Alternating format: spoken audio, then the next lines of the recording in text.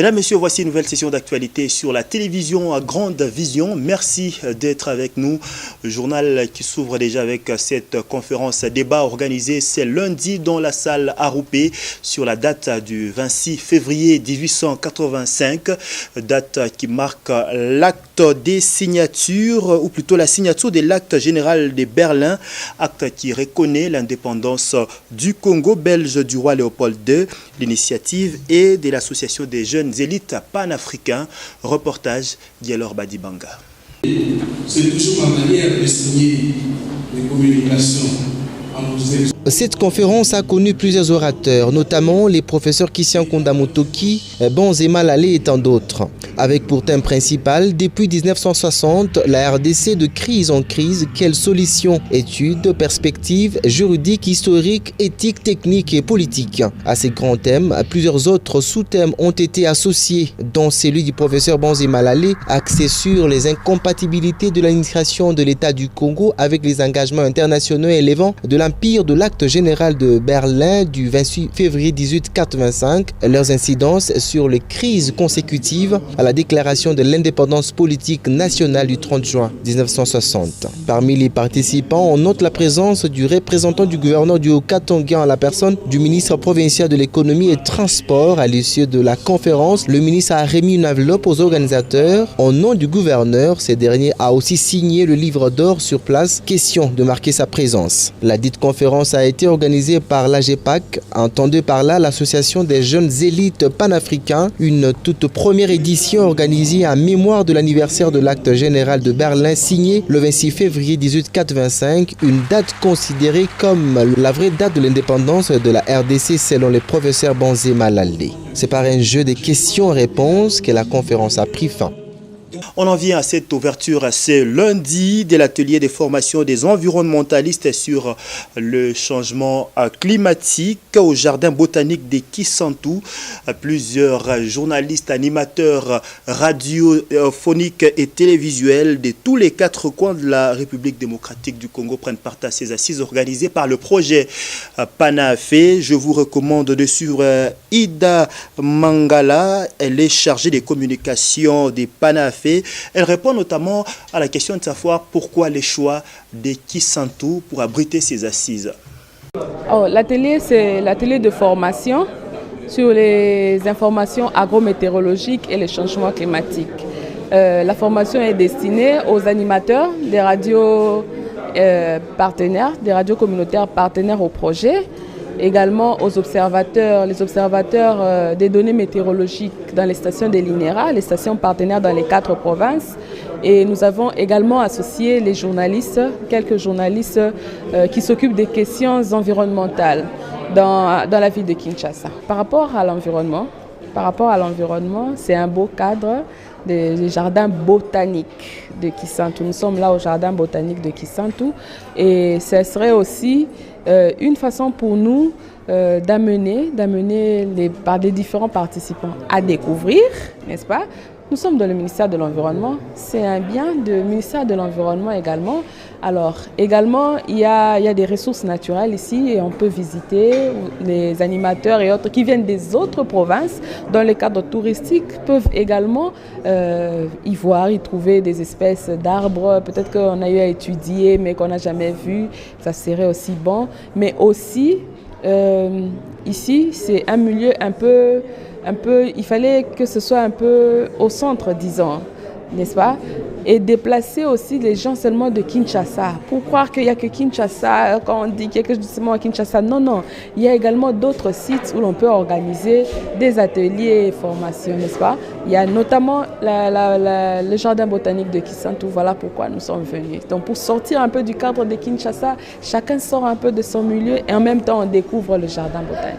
La marche projetée par le comité laïque de coordination n'a pas eu lieu ce lundi dans la ville de Kisantu, à 120 km de la capitale Kinshasa, dans la province du Congo central. Reportage Violette Insea. Dimanche 25 février 2018 à Kisantu, à 120 km de Kinshasa, des 140 km de Matadi, dans la province du Congo central, la journée est restée normale comme tout autre. Les transports étaient dominés par les taxis-motos, moins de bus faisant Kinshasa-Matadi, tel qu'affirment ces motards d'Ikinsi. Par contre, même mituka eza nango mais etambola vraiment nyonso te. Donc ba moto ya ebele parce que ba mituka etikala vraiment belé te. Misusu ekende Matadi, misusu ebeta nango Kisantu ebeta Madimba, Kandu eza nango mais eza belé te. Ambanzango peza ebeta. Nini dominé siko moto nde dominé mituka. Par ailleurs, à Kinshasa, la manifestation était étouffée par la police dans différentes communes. Notez que, dans la déclaration du 19 février, la Synco a demandé aux autorités compétentes d'annuler les édits interdisant les manifestations pacifiques et de prendre des dispositions appropriées pour encadrer cette marche. Rendons-nous à présent dans le Haut-Lomami, précisément à Kamina, pour vous signifier que les personnels d'appoint sortant des différents ministères du Haut-Lomami ayant évolué avec le premier gouverneur élu de cette province, en la personne de Célestin Mbouyou Kabango Moukolue, ont assiégé le bureau de l'Assemblée provinciale du Haut-Lomami. C'est lundi 26 février. Ils réclament la prime, ou mieux, ils réclamaient la prime du mois de novembre 2017 et l'heure des comptes finales. Après leur rencontre avec le président de l'organe délibérant du Haut-Lomami, celui-ci les a rassurés de mener les enquêtes afin d'établir sur ces dossiers. Je vous prie de suivre les revendications des uns et des autres. Nous sommes venus pas nous restituer le travail, mais nous sommes venus pour que les gouverneurs trouvent solution. Nous sommes venus de Lumbashi, il y a les gens qui sont venus de Kalemi, il y a les gens qui sont venus de partout ailleurs. Ils ont laissé leur famille là-bas. Est-ce qu'on peut licencier quelqu'un sans préavis, sans argent? Même si nous sommes licenciés sans argent, alors notre prime. Parce que jusque-là, on n'est pas payé les salaires. Nous avons la prime. Et la prime, jusque-là, il a payé les nouveaux agents engagés. Et nous, pourquoi? Nous avons travaillé une année et 6 mois. Est-ce qu'on peut supporter, nous, le gouvernement? Non, le gouvernement, c'est une entité à part qui supporte les gens. Nous demandons aux autorités, parce que c'est la 1e fois que nous venons au bureau de l'Assemblée provinciale. Si aujourd'hui, on ne trouve pas de solution, que les autorités provinciales ne s'étonnent pas. On est prêt encore à faire tout ce que nous voulons faire. Nous sommes venus réclamer nos droits. Le gouvernement nous doit le mois de novembre des primes ainsi que nos décomptes finaux parce que nous sommes nommés sur arrêté. Nous avons été nommés sur arrêté provincial ainsi que notifiés par les gouverneurs sortants. Mais à notre grande surprise, lors de l'investiture du nouveau gouverneur et son gouvernement, le gouverneur nous a licenciés abusivement depuis le 1er décembre 2017. Après nous avoir licenciés, il nous a payé les mois d'octobre des primes. Parce qu'on ne parle pas des salaires, parce que le budget avait été bien voté par le gouvernement, par les parlements, mais le budget n'était pas applicable par le gouvernement. On ne payait que la prime. Maintenant, jusqu'aujourd'hui, les samedis de ces mois ici, le gouverneur a payé les nouveaux agents qui nous avaient remplacés. Mais nous, ils nous ont dit qu'il n'y a pas notre argent. Raison pour laquelle nous sommes venus auprès de l'organe délibérant pour qu'il y ait des solutions par rapport à ça aujourd'hui même. Pas ça, mais il n'y a toujours pas de solution. Raison pour laquelle nous avons encore voulu venir aujourd'hui réclamer auprès du président de l'organe délibérant pour qu'il y ait des solutions. Jusque-là, nos démarches n'ont pas encore abouti. Avant de parler sport, l'insécurité se porte bien au quartier Tchansansa dans la commune Lubumbashi. Les habitants de ce coin de la ville de Lubumbashi s'en inquiètent. C'est un reportage de Fils Luamba. C'est une situation alarmante vécue depuis 2 ans au quartier Tchansansa, quartier compris entre le quartier Mampala et la cité Gécamine. Vols, viols et autres exactions y sont commis en toute quiétude sans qu'aucune disposition sécuritaire conséquente ne soit prise. Des jeunes gens commettent des forfaits à n'importe quelle heure de la journée sans être inquiétés. Selon les dires, une opération pour déceler ces malfrats aurait été menée par les forces de l'ordre en connivence avec les cadres des bases aurait accouché d'une souris. Il faut l'État afanye nguvu. Atume sécurité ingambo ya Chansanza hii sana. Sinon beko nanyanganya bantu bintu ma telefone yo wakati. Hapa sasa leo huyu banatokea kunyanganya bantu maparei kule. Banatuma kuna basoda. Hapa sasa kule ngambo kule. Banatuma kwa basoda misho ka baribamba bengine. Nous déplorons de l'insécurité qui prévaut vraiment de ces coins. Et récemment, on vient de voir une jeune maman qui a été appréhendée par les inciviques. Et les inciviques l'ont essayé de lui arracher quelques sommes d'argent. Alors, ensemble avec son mari, 10 heures normalement, ce n'est pas des heures tardives. Alors, il a appelé.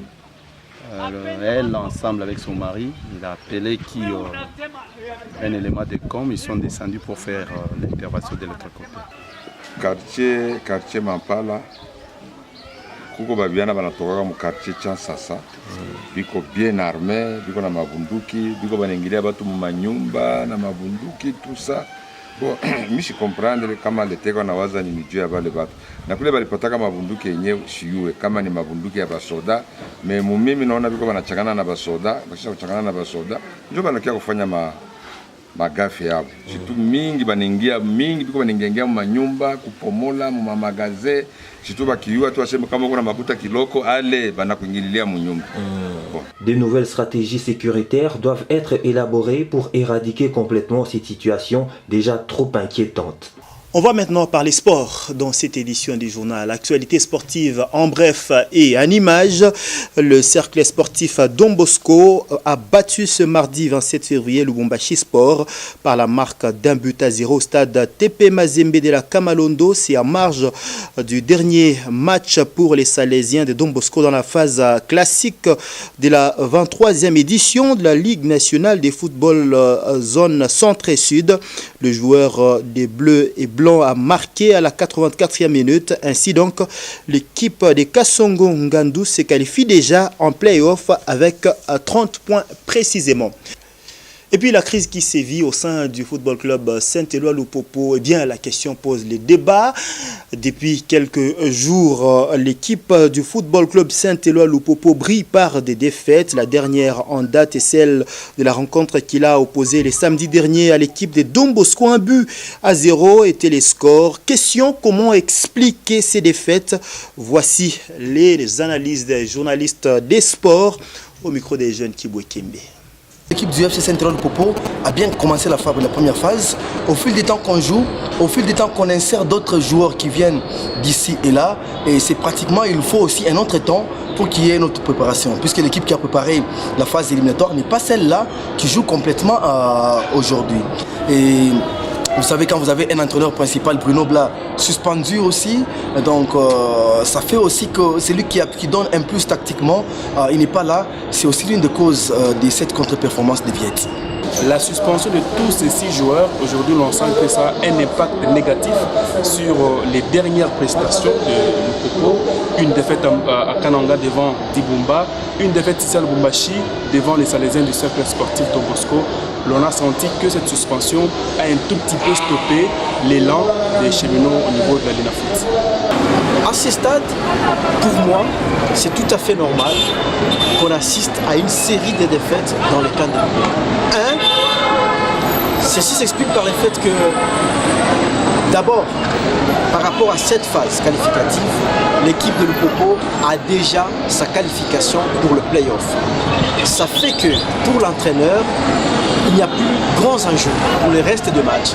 C'est une sorte de formalité d'embarquement pour la phase de play-off. Mais l'autre aspect, c'est le fait que les joueurs qui ont été suspendus, qui ont écopé de 2 mois, de 2 matchs de suspension, cet aspect pousse également l'entraîneur de faire tourner l'effectif malgré lui. Il doit maintenant s'appuyer sur les joueurs qui n'ont pas eu l'occasion de jouer depuis le début de la compétition. Et ces joueurs n'ont presque pas été préparés à jouer les matchs à ce stade de la compétition parce que c'est un fait qui est arrivé et qui oblige à l'entraîneur d'aligner ces joueurs.